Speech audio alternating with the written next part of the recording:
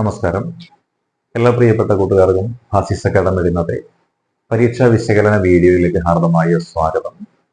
ഇന്ന് നടന്ന പരീക്ഷ സിവിൽ എക്സൈസ് ഓഫീസറുടെ പരീക്ഷയാണ്. 14 ജില്ലകളിലുമായിട്ട് ഒരുപാട് മത്സരാർത്ഥികൾ അവരുടെ ഇഷ്ടജോലി നേടുന്നതിന് വേണ്ടി എഴുതിയ പരീക്ഷ. ആ പരീക്ഷയ്ക്ക് അപേക്ഷ അയക്കുന്ന സമയത്ത് തന്നെ പല ആളുകളും പലതരത്തിലുള്ള കൂട്ടലും കുറയ്ക്കലുമൊക്കെ മനസ്സിൽ നടത്തിയതിന് ശേഷമായിരിക്കും അപേക്ഷിച്ചിരിക്കുന്നത്. അതിന് കാരണമായി മാറിയിട്ടുള്ളത് കഴിഞ്ഞ തവണത്തെ റാങ്ക് ലിസ്റ്റാണ്. കഴിഞ്ഞ തവണ ഓരോ ജില്ലയിലും നിലവിൽ വന്ന റാങ്ക് ലിസ്റ്റും ഇതിന്റെ കട്ട് ഓഫ് മാർക്കുമാണ് നമ്മളിപ്പോൾ ഇവിടെ നൽകിയിരിക്കുന്നത്. ഇവിടെ നോക്കിയാൽ നമുക്കറിയാം 50 മാർക്കിന് മുകളിൽ കട്ട് ഓഫ് വന്നിട്ടുള്ള ജില്ലകൾ എന്ന് പറയുന്നത് തിരുവനന്തപുരം 53 മാർക്കായിരുന്നു കട്ട് ഓഫ്. അവിടെ 92 ഫിസിക്കൽ പാസ്സായതിനു ശേഷമുള്ള മെയിൻ ലിസ്റ്റ്. കൊല്ലം ജില്ലയാണെന്നുണ്ടെങ്കിൽ 49.33, 50-ൽ താഴെയായിരുന്നു. അവിടെ 74 പേരാണ് ലിസ്റ്റിൽ ഉൾപ്പെട്ടിരുന്നത്.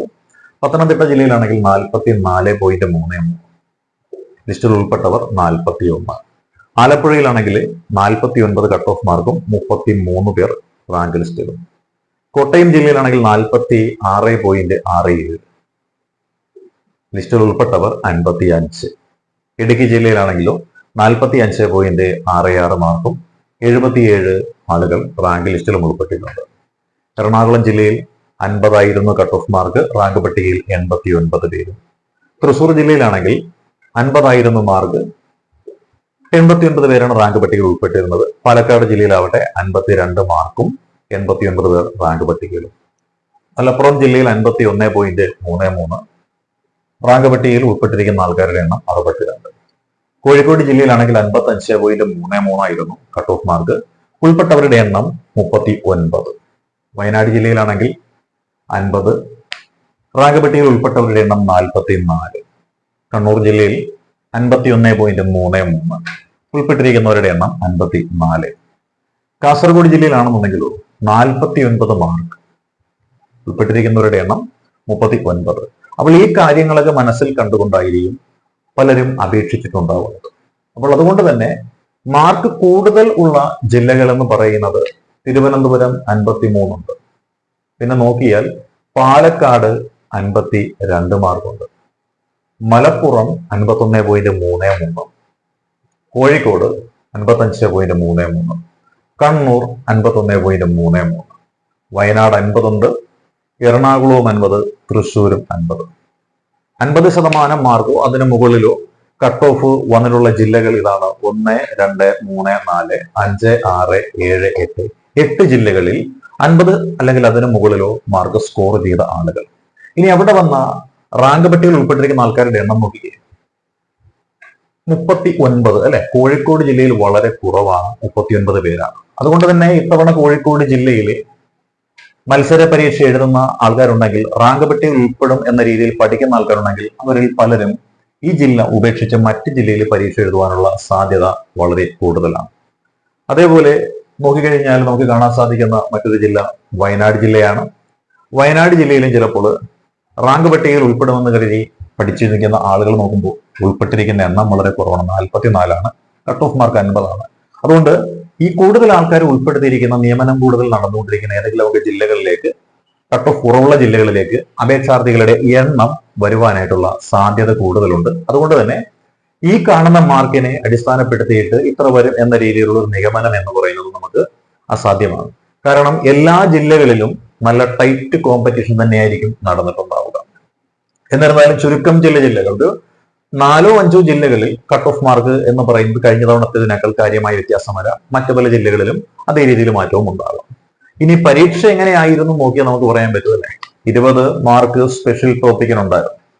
നല്ല രീതിയിൽ തയ്യാറെടുപ്പ് നടത്തിയിട്ടുള്ള ഒരാളിനെ സംബന്ധിച്ചിടത്തോളം 15 ചോദ്യങ്ങളും ഉത്തരം കിട്ടുന്നത് ശരിയായിട്ട് ചെയ്യാൻ സാധിക്കുന്നതാണ്. 15 മാർക്ക് അതിൽ നമുക്ക് സ്കോർ ചെയ്യാൻ പറ്റും. പിന്നെ ഇംഗ്ലീഷ്, കണക്ക്, മലയാളം 3നും കൂടി 30 മാർക്കാണ്. ഈ 30 മാർക്കിൽ 25 മാർക്ക് വാങ്ങിക്കാൻ പറ്റുന്നവരുണ്ട്, അതിന് മുകളിൽ വാങ്ങിക്കാൻ പറ്റുന്നവരുണ്ട്. എന്നാലും ഒരു ശരാശരിക്കാരനായ ഒരാളിനെ സംബന്ധിച്ചിടത്തോളം 20 മാർക്ക് എന്ന് പറഞ്ഞത് ഒരാക്ഷേപവും ഇല്ലാതെ നേടാനായിട്ട് സാധിക്കുന്നതാണ് 20 മാർക്ക് എന്ന് പറയുന്നത്. പിന്നെ ഉള്ളത് 50 മാർക്കാണ്. ഈ 50 മാർക്ക് ജനറൽ നോളജ് മേഖലയിലാണ്. ഈ മേഖലയിൽ ചരിത്രം എളുപ്പം, ഭരണഘടന വളരെ എളുപ്പം, ഭൂമിശാസ്ത്രം പഠിച്ചിട്ടുള്ളവർക്ക് നല്ല രീതിയിൽ ചെയ്യാൻ പറ്റുന്നതായിരുന്നു. സാമ്പത്തിക ശാസ്ത്രമാണെങ്കിലും ലളിതമായിരുന്നു. പിന്നെ ഇച്ചിരി ബുദ്ധിമുട്ടിച്ചിട്ടുള്ള ഏരിയ ഏതാണെന്ന് ചോദിച്ചാൽ സയൻസ് സംബന്ധമായ ചോദ്യങ്ങൾ എന്ന് പറയുന്നത് വളരെ ആഴത്തിൽ പഠിച്ചിട്ടുള്ള ആളുകൾക്ക് മാത്രം, അതിന്റെ കോൺസെപ്റ്റ് മനസ്സിലാക്കിയിട്ടുള്ള ആളുകൾക്ക് മാത്രം കയറി തൊടാൻ പറ്റുന്നതായിരുന്നു. അല്ലാതെ തൊട്ടിട്ടുള്ളവരുണ്ടെങ്കിൽ അവർക്ക് കൈ പൊള്ളിയിട്ടുമുണ്ട്. അതുകൊണ്ട് തന്നെ ഈ ഒരു മേഖലയിൽ നിന്ന് സ്കോർ ചെയ്യാനായിട്ട് സാധ്യത കൽപ്പിക്കപ്പെടുന്ന, അല്ലെങ്കിൽ ശരിയാക്കുവാനായിട്ട് സാധ്യത കൽപ്പിക്കപ്പെടുന്നത് ഒരു ഏകദേശം ഒരു 30 ചോദ്യങ്ങളെങ്കിലും ശരിയാക്കാൻ സാധിക്കും. അങ്ങനെ നോക്കിയാൽ 30ഉം 20ഉം 50ഉം 15ഉം ഒരു 65 മാർക്ക് എന്ന് പറയുന്നത് ശരിയായിട്ട് ചെയ്യുവാനായിട്ട് നല്ല രീതിയിൽ തയ്യാറെടുത്ത ഒരാൾക്ക് സാധിക്കുന്നതാണ്. പക്ഷേ ഇത് പരീക്ഷ എന്ന് പറയുന്നത് എന്താണ് നമുക്കറിയാം. ഈ പരീക്ഷ ഹാളിൽ ഇരുന്ന് ചെയ്യുമ്പോൾ പലതും തെറ്റിപ്പോവാം. മാർക്കിങ്ങിൽ ചിലപ്പോൾ അബദ്ധങ്ങൾ സംഭവിക്കാം. പരീക്ഷ ഹാളിനെ വെളിയിൽ ഇറങ്ങി കഴിയുമ്പോഴായിരിക്കും പറ്റിയത് അബദ്ധമാണോ സുബദ്ധമാണോ എന്നൊക്കെ മനസ്സിലാക്കാനായിട്ട് സാധിക്കുക. പിന്നെ ഓർക്കേണ്ടത് മറ്റൊരു കാര്യം, ഈ പരീക്ഷ എന്ന് പറയുന്നത് ആർക്ക് മാത്രമായിരുന്നു ഉണ്ടായിരുന്നത്? റിസർവേഷൻ കാറ്റഗറിയിലോ വേക്കൻസിയിലേക്കും, അതേപോലെ തന്നെ മെയിൽസ്, അതായത് പുരുഷന്മാരായിട്ടുള്ള സിവിൽ എക്സൈസ് ഓഫീസർ ആ കാറ്റഗറിയിലൊക്കെ ആയിരുന്നു ഉണ്ടായിരുന്നത്. അപ്പോൾ സ്ത്രീകൾ എന്ന് പറയുന്ന ബഹുഭൂരിപക്ഷം വരുന്ന ആളുകൾ, നല്ല പഠിപ്പിസ്റ്റുകളായിട്ടുള്ള കുറച്ചാളുകൾ അതിൽ നിന്ന് ഓട്ടോമാറ്റിക്കായിട്ട് മാറ്റപ്പെടുന്നുണ്ട്. അപ്പോൾ അത് മത്സരം എന്ന് പറയുന്നത് ഒരല്പം കുറയ്ക്കുന്നുണ്ട്. അതേപോലെ തന്നെ വീണ്ടും നോക്കിയാൽ നമുക്ക് കാണാൻ സാധിക്കുന്ന മറ്റൊരു ഘടകം എന്ന് പറയുന്നത്, ഈ ഒരു പരീക്ഷയ്ക്കുള്ള ഏജ് ലിമിറ്റ് എന്ന് പറയുന്നത് ഏകദേശം ഒരു 19 വയസ്സ് മുതൽ ഒരു 31 വയസ്സ് വരെ, അല്ലെങ്കിൽ ഒരു 18 വയസ്സ് മുതൽ 31 വയസ്സ് വരെയാണ്. പിന്നെ റിലാക്സേഷൻ ഉണ്ടെങ്കിൽ അതിന്റെ ആനുകൂല്യങ്ങൾ കൂടി കിട്ടും. അപ്പോൾ 36 വയസ്സ് വരെ എന്ന ആ ഒരു പരിധിയിൽ ഉൾപ്പെടുന്ന കുറച്ച് സീരിയസ് ആയിട്ടുള്ള പഴക്കവും ചെന്ന കുറച്ച് ആൾക്കാർ അവിടെയും ഒഴിവായി കിട്ടും. ഇനി വീണ്ടും ഈ പരീക്ഷയ്ക്കുള്ള മറ്റൊരു പ്രത്യേകത എന്ന് പറയുന്നത്, ഇത് കായികക്ഷമത അനിവാര്യമായൊരു പരീക്ഷയാണ്. അതിനൊരു എൻഡുറൻസ് ടെസ്റ്റ് ഉണ്ട്. ഏതാണ്ട് ഒരു 2 കിലോമീറ്ററിന് മുകളിൽ നിശ്ചിത സമയത്തിനുള്ളിൽ ഓടി ആദ്യം തീർക്കണം. അത് വിജയിച്ചു കഴിഞ്ഞാൽ വീണ്ടും അടുത്ത ഒരു ഫിസിക്കൽ ടെസ്റ്റ് ഉണ്ട്. നിശ്ചിത എണ്ണം കായിക ഇനങ്ങൾ നിശ്ചിത സമയപരിധിക്കുള്ളിൽ, നിശ്ചിത ആ ഒരു ദൂരത്തിനുള്ളിൽ, നിശ്ചിത ഉയരത്തിനുള്ളിലൊക്കെ താണ്ടേണ്ടുന്നതായിട്ടുള്ള കുറച്ച് കായികക്ഷമതാ പരീക്ഷകളുണ്ട്. അതും വിജയിക്കണം. അങ്ങനെ അതും വിജയിച്ചു കഴിഞ്ഞെങ്കിൽ മാത്രമാണ്, പിന്നെ ഫിറ്റ്നസ് എന്നൊരു പരിപാടി കൂടിയുണ്ട്, അതും വിജയിച്ചെങ്കിൽ മാത്രമാണ് ഇതിന്റെ റാങ്ക് പട്ടികയിൽ ഉൾപ്പെടുന്നത്.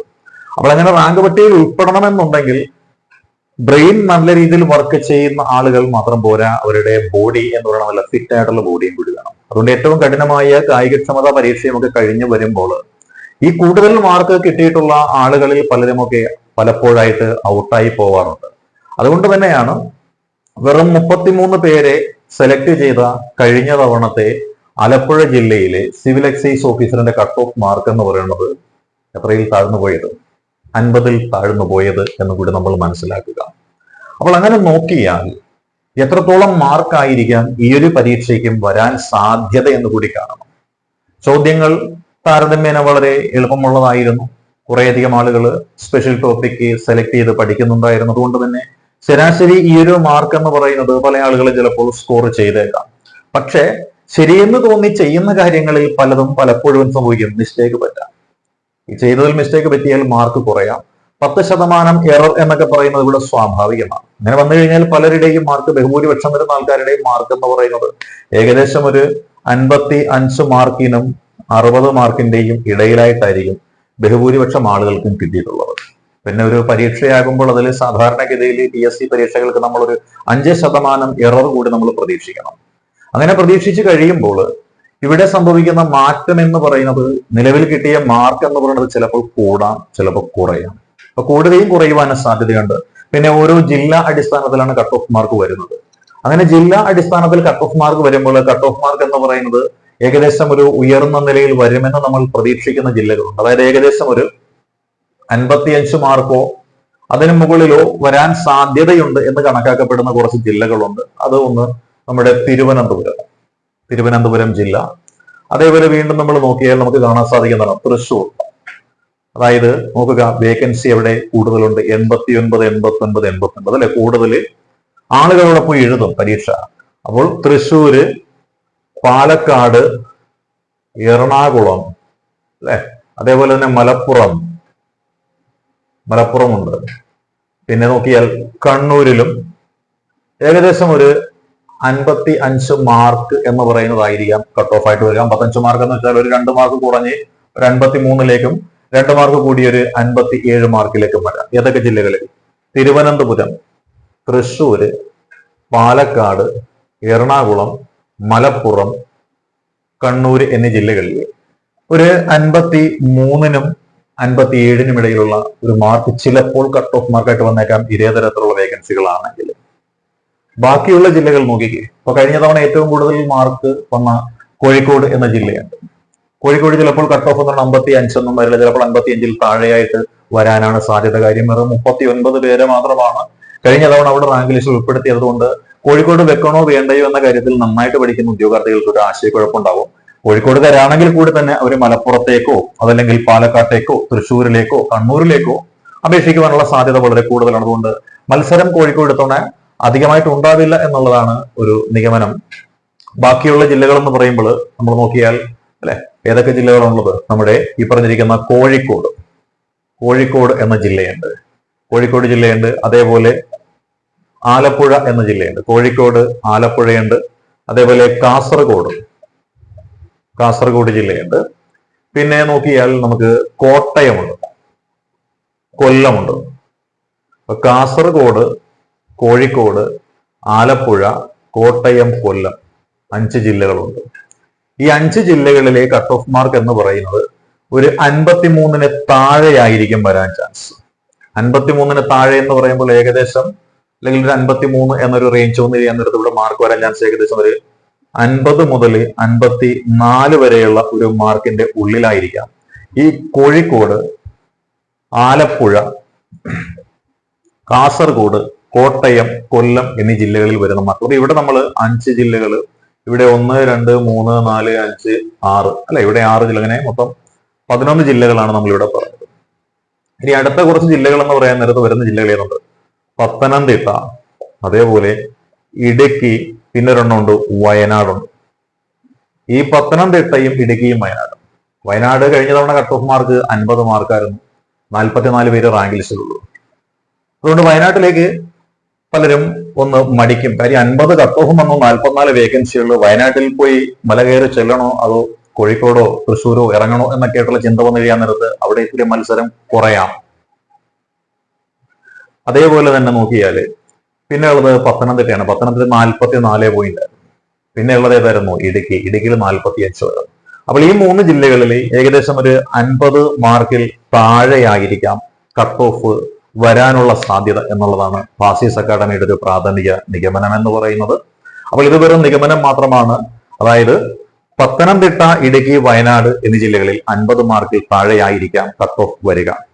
അതേപോലെ കോഴിക്കോട്, ആലപ്പുഴ, കാസർഗോഡ്, കോട്ടയം, കൊല്ലം എന്നീ ജില്ലകളിൽ 50നും 54നും ഇടയിലായിരിക്കും മാർക്ക് വരിക. ഏകദേശം ഒരു 52, 53 ഒക്കെ ആയിരിക്കാൻ വരിക. എന്നാലും 50നും 54നും ഇടയിലായിരിക്കും കട്ട് ഓഫ് വരാൻ സാധ്യത.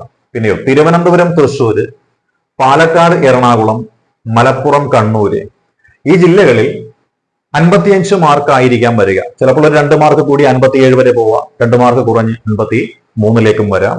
ഇതാണ് ബാസിസ് അക്കാഡമിയുടെ ഇന്ന് നടന്ന സിവിൽ എക്സൈസ് ഓഫീസർ പരീക്ഷ സംബന്ധമായിട്ട് അതിന്റെ കട്ട് ഓഫുമായി ബന്ധപ്പെട്ടുകൊണ്ട് ഫിസിക്കൽ ടെസ്റ്റ് പാസ്സായതിനു ശേഷം വരാനിരിക്കുന്ന റാങ്ക് ലിസ്റ്റുമായി ബന്ധപ്പെടുത്തിക്കൊണ്ടുള്ള നമ്മുടെ ഒരു നിർണയം ഇതാണ്.